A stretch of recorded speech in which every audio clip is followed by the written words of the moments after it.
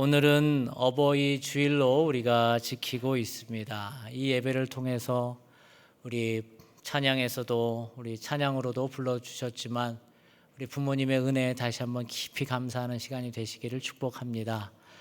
또한 41년 동안 우리들을 위해서 우리 한 사람 한 사람을 위해서 기도하시고 믿음으로 양육하셨던 영적 어버이이신 우리 양광수 목사님과 김혜강 사목님의 그러한 하나님을 향한 마음도 다시 한번 깊이 또 새겨보시는 시간이 되시기를 축복합니다.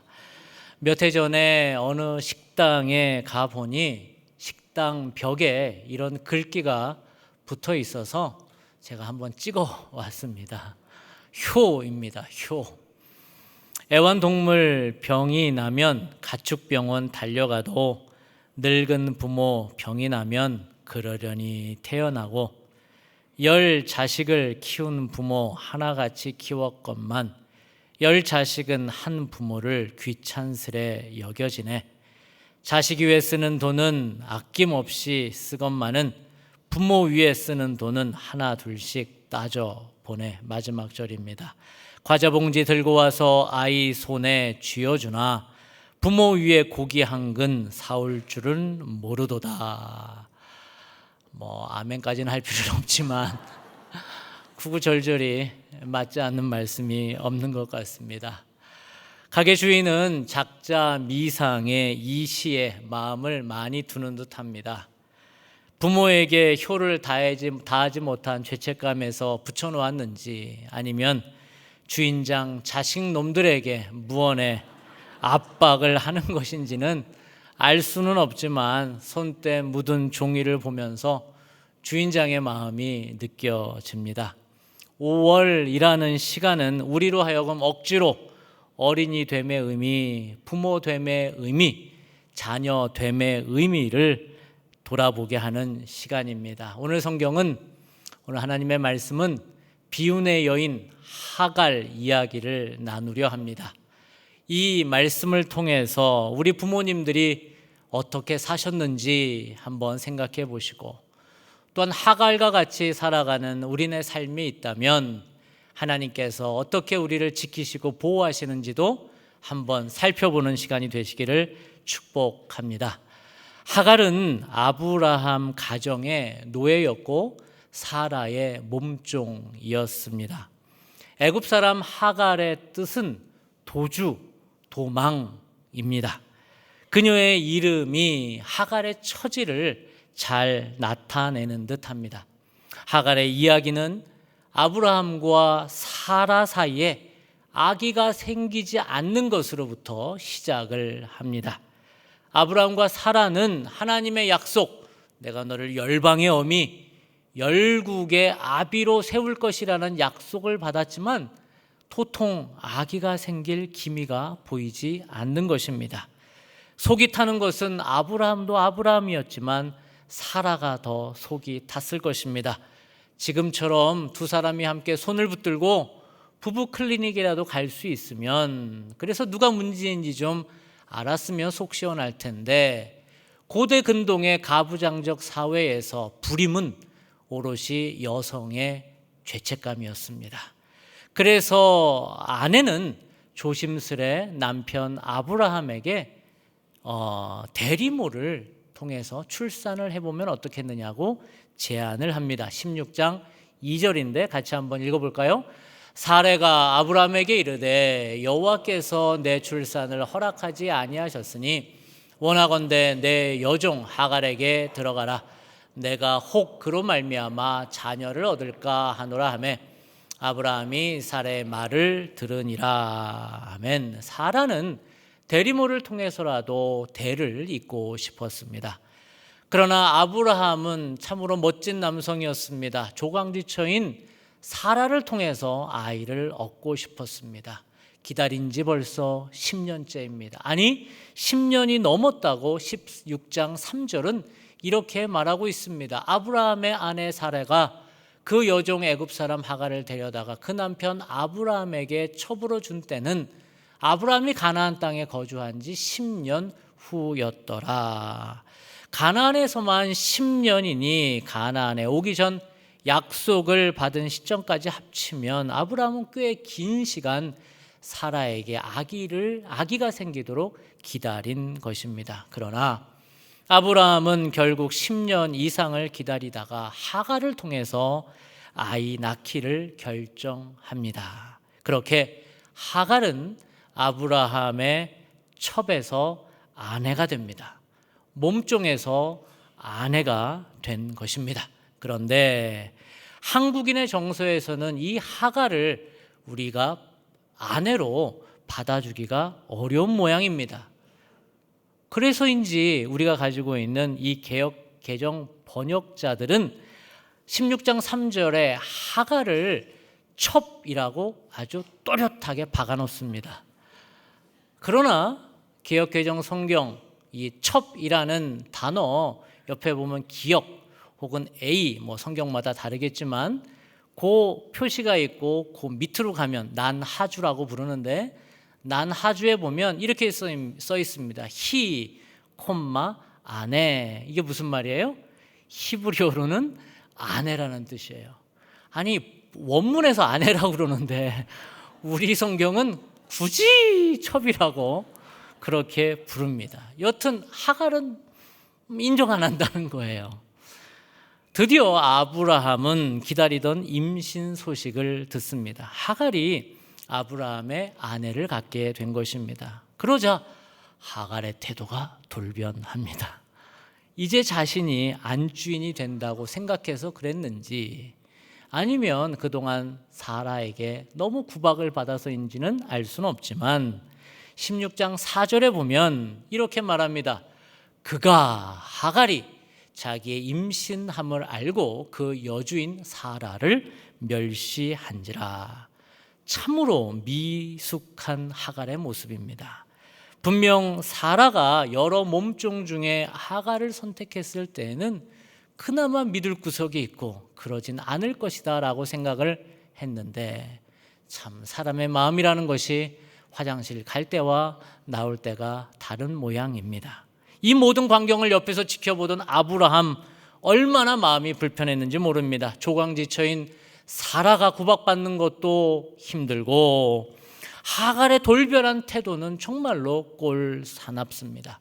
그럼에도 불구하고 아브라함은 아주 방관자적인 태도를 보입니다. 아마도 이 두 여인 사이에 잘못 끼어들었다가는 아주 불편해질 것 같은 느낌을 가졌나 봅니다.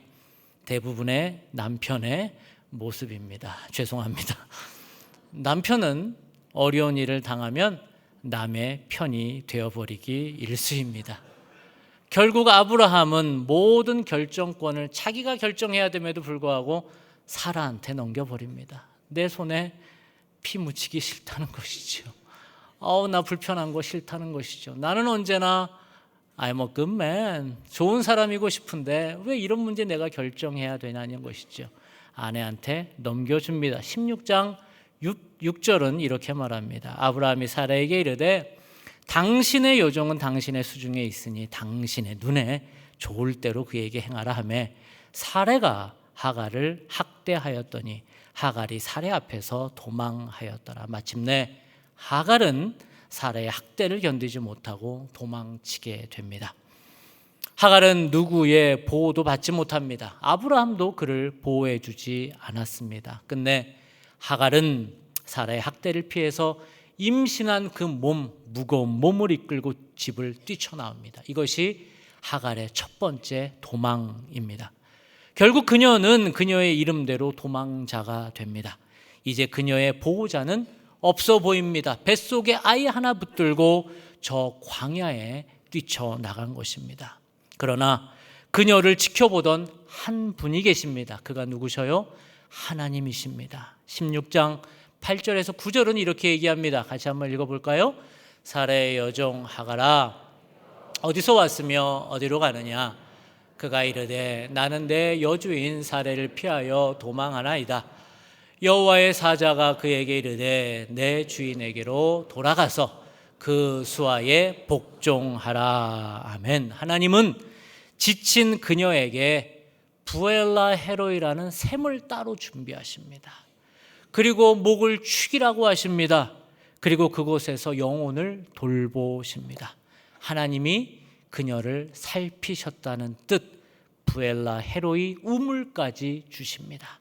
그러나 하나님은 자비롭고 친절하시지만, 그렇게 하갈을 위로하셨지만 하나님은 단호하게 말씀하십니다. 다시 돌아가 내 안주인 사라에게 복종하라. 이렇게 하나님은 엄하게 말씀하십니다.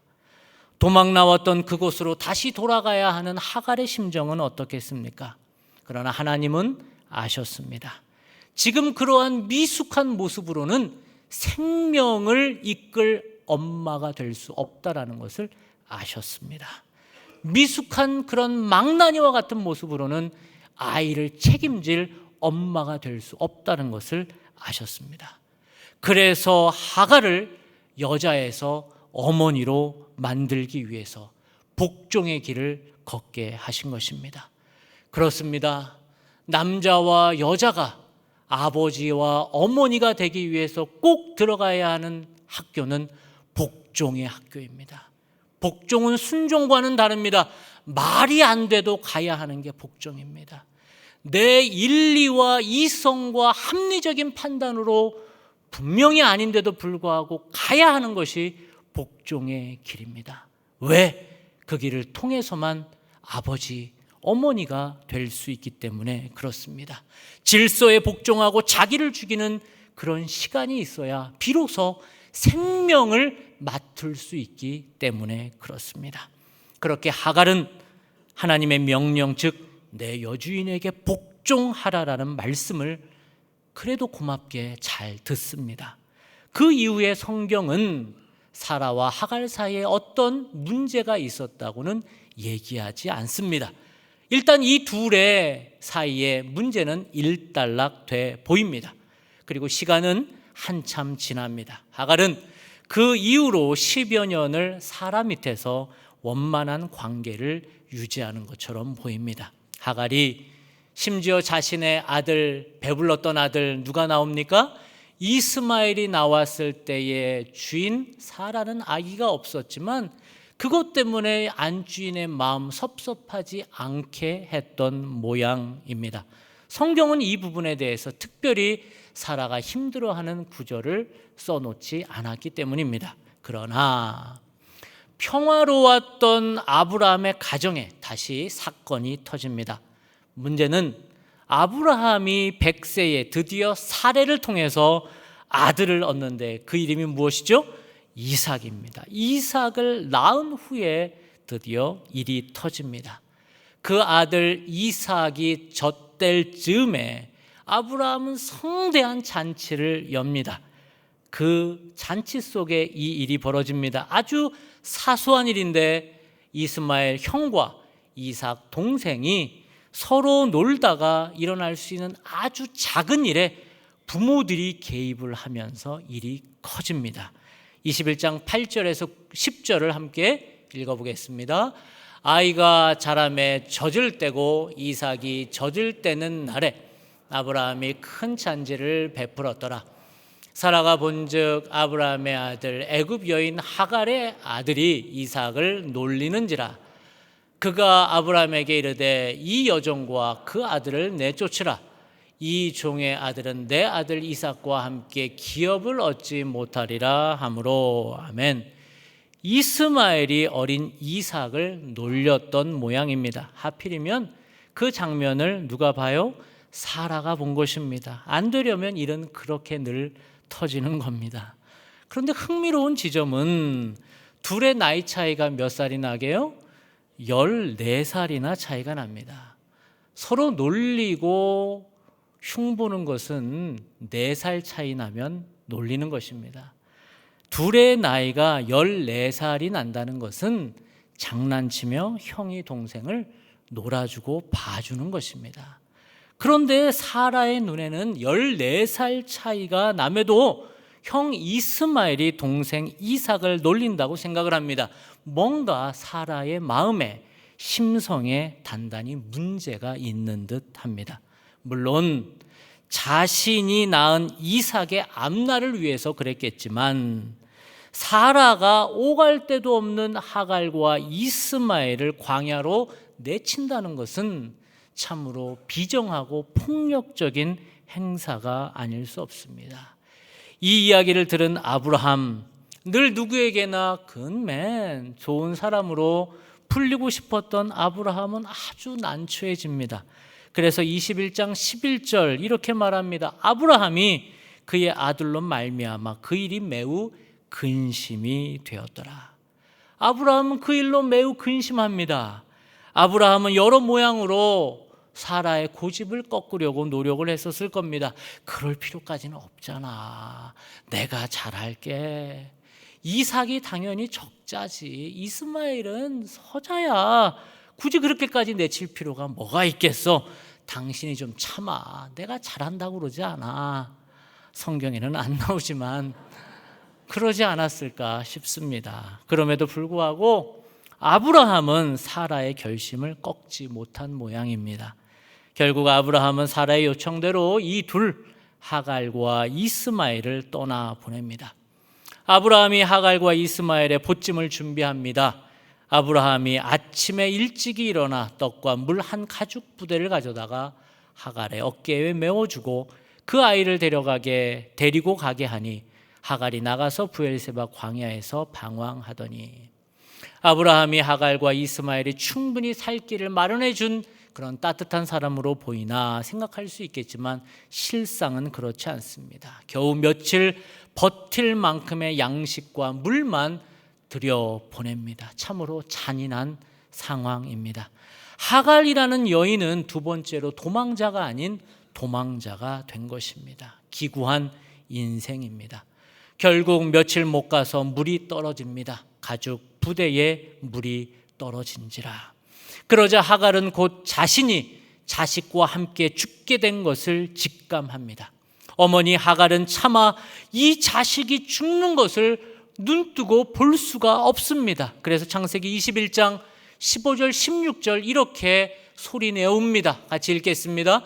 그 자식을 관목 덤불 아래에 두고 이르되 아기가 죽는 것을 참아 보지 못하겠다 하고 화살한 바탕거리 떨어져 마주 앉아 바라보며 소리내어 우니.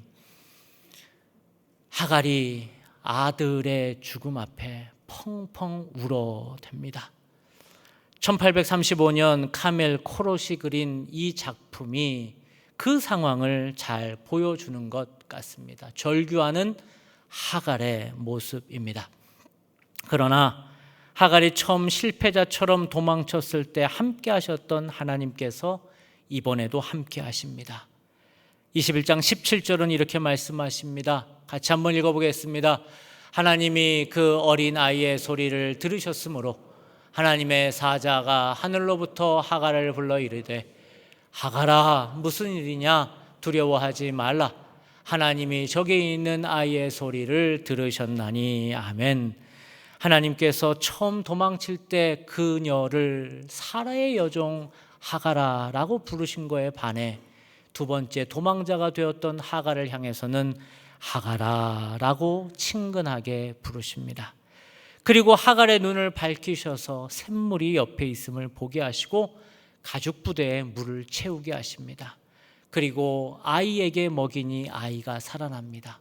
아기가 살아나니 자기 자신도 살아납니다. 그리고 엄마가 됩니다. 성경은 이제 하갈을 여종이라고 말하지 않고 어머니라고 호칭해 줍니다. 21장 21절입니다. 같이 읽겠습니다.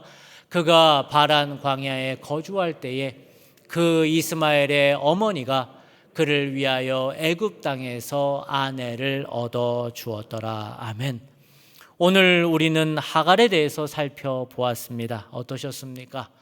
하갈의 상황과 아픔에 조금 공감이 되십니까? 측은지심이 느껴지십니까? 그럼에도 불구하고 우리 신앙인들은 특별히 믿음 안에서 오랜 신앙생활을 하셨다는 분들은 하갈에 대한 평가를 상당히 박하게 합니다. 90세가 되어서 아들 이삭을 낳은 사라와 비교를 하면 더욱더 하갈이라는 여성은 아주 박절하게 대합니다. 심지어 하갈이 낳은 아들 누구입니까? 이스마엘이 중동의 시조가 되고 모슬렘의 조상이 되었다는 결론에 이르면 우리는 하갈을 종교 전쟁의 원흉이자 사라에게 구박받아 마땅한 미운 오리 새끼의 취급을 합니다. 오늘 본문이 있었던 그 지점의 시간으로부터 2000년이 지나고 나서 신약 시대의 위대한 신학자가 나와 구약을 해석을 합니다. 그가 바로 사도 바울인데 그는 한 발 더 나아가서 아주 혹독하게 하갈을 평가합니다. 갈라디아서 4장 23절은 이렇게 말하는데 여종 하갈에게서는 육체를 따라 낳고 자유 있는 여자 사라에게서는 약속으로 말미암았느니라 라고 말하면서 하갈은 육체의 방법으로 자녀를 낳은 반면, 그래서 이렇게 문제가 많은 반면 사라는 하나님의 약속으로 이삭을 낳았다고 설명하고 있습니다. 바울은 하갈과 그의 아들 이스마엘의 비루한 인생은 저주받아 마땅하다고 종지부를 찍고 있는 듯 합니다. 참으로 성경 어디에도 하갈과 이스마엘의 편은 없습니다. 그러나 우리가 오늘 읽은 것처럼 아무도 관심을 갖지 않고 심지어 아내 아브라함도 그리고 대신학자 사도 바울도 평가를 가멸차게 하는 그 여인을 향해서 딱 한 분만 관심을 두고 그를 지키십니다. 그가 누구이십니까? 하나님이십니다. 하나님께서는 창세기 17장 20절에 이렇게 약속하십니다. 이스마엘에 대하여는 내가 내 말을 들었나니 내가 그에게 복을 주어 그를 매우 크게 생육하고 번성하게 할지라. 모두가 약속을 받은 사라를 주목할 때, 모두가 약속을 받은 아들 이삭을 주목할 때 하나님은 하갈과 이스마엘도 챙기시고 있다라는 것입니다. 사람에게 무시를 받고 그렇게 의지했던 남편 아브라함에게도 버림을 받을 때라도 하나님은 하갈과 이스마엘을 살피시고 계시다는 것입니다. 그리고 하갈을 여종에서 이제는 어머니로 인정해주고 있습니다. 현대를 살아가는 우리 모두 하갈보다는 사라와 같은 어머니를 기억합니다. 여러분, 사라가 되고 싶으세요? 하갈이 되고 싶으세요? 모두가 다 사라가 되고 싶어 합니다. 바울이 말한 약속의 어머니, 믿음의 대를 잇는 어머니, 이삭과 같은 성공의 아이콘을 양육하고 기른 어머니가 되고 싶어 합니다. 그 사라가 우리도 되었으면 좋겠다는 것입니다. 그러나 모두의 염원과는 다르게 우리가 살아가는 삶 속에서의 우리의 처지와 현실은 그 잘난 이삭 같은 아들을 내가 옆에 끼고 늘 즐거워하기보다는 못나고 기도밖에 안 나오는 자식이 내 주변에 있을 수밖에 없다라는 것입니다. 사라처럼 손주들 주렁주렁 거느리며 이삭과 같이 땅을 파기만 하면 우물이 나오는 자식, 요즘 말로 하면 땅과 집만 사기만 하면 그냥 부동산 값이 100배씩 팡팡 오르는 그런 자식들, 그래서 때만 되면 차도 바꿔주고 때만 되면 옷도 사주는 그러한 자식들이 주렁주렁 있었으면 좋겠는데 우리의 현실은 그렇지 않다라는 것입니다. 대부분의 어머니들은 하갈처럼 살아간다는 거예요. 대부분의 우리의 어머니와 아버지가 그렇게 하갈과 같은 인생으로 사셨다는 것입니다. 자식 때문에 늘 골머리 아픕니다. 사춘기 때부터 삐뚤어진 자식놈은 부모의 말 징그럽게 안 듣습니다. 제 자식 얘기하는 게 아닙니다. 어떤 부모는 자식이 가난해서 자기 아이들에게 기회를 못 줬다고 늘 자식만 생각하면 미안해합니다. 이 가난에 대물림 나 때문에 일어났다고 늘 어떤 엄마는 그렇게 자책합니다. 어떤 어머니는 자신 때문에 내 자식놈 장애가 생겼다고 늘 자책합니다. 어떤 부모는 자식놈 홍기 놓친 것도 성인이 되어서 제대로 직업도 못 갖고 사업이 지지로 안 되는 것도 다 나 때문에 그렇다고 우리 부모 생각합니다. 심지어 부모보다 먼저 세상 떠난 것도 이 못난 부모 만나서 그렇다고 우리 부모들은 생각한다는 것입니다. 다 부모 탓이라고 여기는 것입니다. 대부분의 부모가 그런 마음이라는 거예요. 하갈의 마음이라는 것입니다. 그러나 하나님은 그런 어머니 하갈들에게 찾아가십니다. 마치 아브라함에게 쫓겨나 물이 없어 죽을 날만 기다리고 있는 그 하갈과 그 아이에게 찾아가신 것처럼 지금 하나님은 어머니 하갈들에게 찾아오십니다. 얘야, 그렇게 된 것은 내 책임이 아니다. 얘야, 이제는 더 이상 죄책감 가운데 살지 말아라. 얘야, 그렇게 울 필요 없다라고 말씀하십니다. 괜찮다고, 지금까지 너는 최선을 다해서 자녀들 키워왔다고, 내가 옆에 있지 않았냐고, 내가 너를 붙들고 있다고 우리 하나님 말씀하십니다. 아브라함과 같이 믿었던 그 사람들 다 떠나도, 네가 의지했던 거 다 떠나가도 이제 나 하나님은 너를 기억하고 있다고 우리 주님 말씀하십니다. 이 시간 우리 주님은 대부분의 어머니인 부모인 하갈들에게 찾아오십니다. 그리고 이제 내가 그 옆에, 그 아이의 옆에 내가 있어 주겠다고, 이제는 내가 책임지겠다고, 여러분의 자식을 책임지겠다고 말씀하십니다. 오늘 어버이 주일 어머니 하갈처럼 우리 부모님들 남한의 광야에서 헤매시고 물도 없이 애쓰셨습니다. 그리고 부모가 된 우리들, 이제 하갈처럼 우리도 그렇게 울고 있는 사람들 많습니다. 하나님께서는 이제 사라와도 함께 하셨지만 하갈과도 함께 하셨음을 알려주십니다. 그리고 하갈과 같이 하늘만 바라보며 절규하는 어머니들, 아버지들에게 찾아가셔서 내가 여기 있다고 우리 주님 말씀하십니다. 기도하겠습니다. 주님, 우리가 하갈입니다. 믿었던 남편도 나를 버리고 의지했던 자식도 내 마음대로 되지 않고 버림받고 죽을 날만 기다리고 있는 하갈이 바로 나입니다. 가정의 달을 맞아 이삭처럼 멋진 아들 있다고 사람들 앞에 자랑하고 싶었는데, 이렇게 멋진 딸 키웠다고 사람들 앞에 뽐내고 싶었는데 5월만 되면 한없이 작아지는 우리가 하갈입니다.